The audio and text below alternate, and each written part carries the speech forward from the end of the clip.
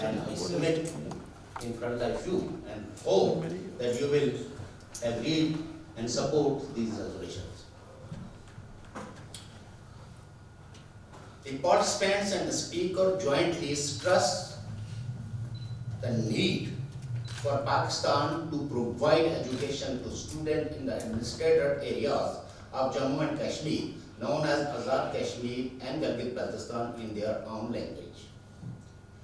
They also emphasize the fact that depriving students of their right to study their own people's history is a clear violation of international conventions. Number two, the conference also expressed its stand against any ploy to divide Jammu Kashmir on communalism and asking international community to use its influence and offices for the unification of the erstwhile state of Jammu and Kashmir.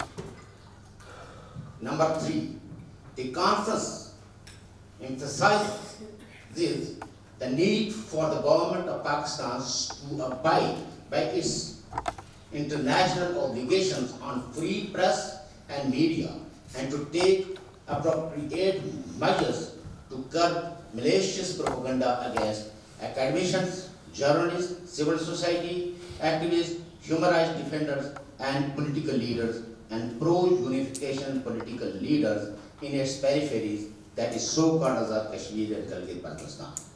Number four, the conference called upon the government of Pakistan to criminalize those human rights abusers who openly apologize extremism and terrorism online.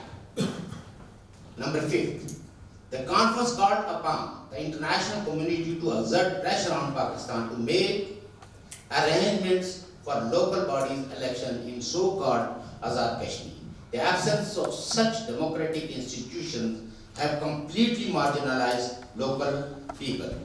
Women must be allowed to fill 33% of the seats in all policy-making institutions, including political parties as per the existing law, the conference called upon.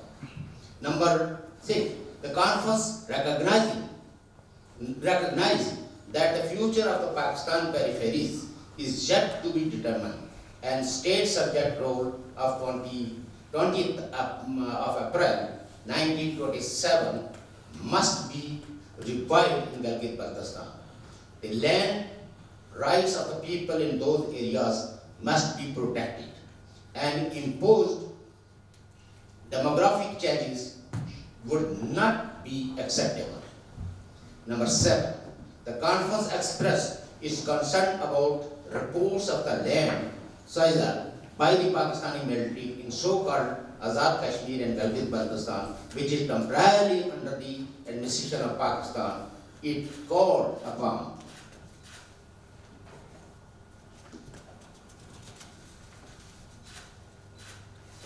both Pakistan and the international community to take measures to safeguard local people's land rights. Number eight, the participants of this conference unanimously call upon to Pakistan and draconian laws like PECA, Pakistan Electronic Crime Act, and ensure freedom of expression, press and media. We believe that dissent is not crime, and it must be a criminal offense in 21st century. Number nine, this August House called upon international community to ask Pakistan to stop intimidations of political workers through different instruments. The people of Pakistani administrator Jammu and Kashmir and Gilgit-Baltistan are not natural citizens of Pakistan, and therefore blocking travel documents of any of the state subject is illegal and extra-constitutional. We demand of any of the state subject is illegal and, we demand that such policies must be stopped. Simultaneously, we express our our resentment over Islamabad High Court for asking our colleague Jamil Maqsood to submit an oath of allegiance to Pakistan. We call it a mockery of judicial justice system and hoodwinking of fundamental human rights. Number 10, the people of both peripheries of Pakistan is so-called Azad Kashmir and Gilgit-Baltistan have deep concern about plundering of the natural resources, mainly the forest, minerals and water resources. Number 11, the conference also demands that all the discriminatory clauses from the Interim Constitution Act 1974 that impose oath of allegiance with Pakistan that is contrary to UNSIP resolutions and also Article 257 of the Constitution of Pakistan. The last 12. The conference finally expressed its deep concerns about safety and security of the travelers from Pakistani administered Jammu and Kashmir to Pakistan and from Pakistan to those areas.